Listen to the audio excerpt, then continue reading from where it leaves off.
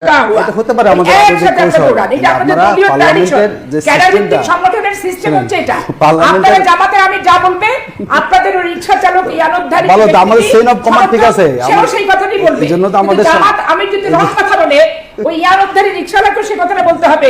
এইটা chain of command না, এটা চেইন অফ কমান্ড না। আপনাদের যে আমাদের বলতে দেন, আপনারা সবাই মিলে পরিকল্পিতভাবে ঘটনাগুলো ঘটাচ্ছেন। না না আমরা খুব দায়িত্বশীল আচরণ করছি, বরং আপনারা জনগণের বাইরে যাচ্ছেন। ধৈর্য ধরে থাকাটা রীতিমতো আপনারা উৎকাচ্ছেন না না মোটেও না। এবং আপনারা উত্তেজিত করার চেষ্টা করছেন।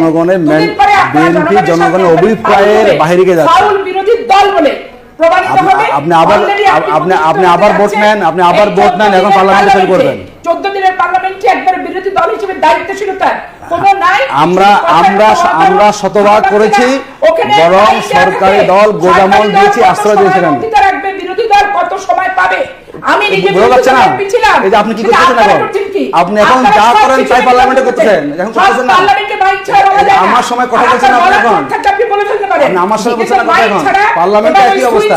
স্পিকারের হাতে। পার্লামেন্টও বিরোধী দল আমাদেরকে দিতেন দুঃখিত। ওখানে আমাদের এই আচরণ দিয়ে সংসদ চলবে না। আমাদের এমপি বেশি। স্বাভাবিক কারণে আনুপাতিক হারে সময় বরাদ্দ করা হয়। আইন ভঙ্গ আমাদের সময় একদম শেষ।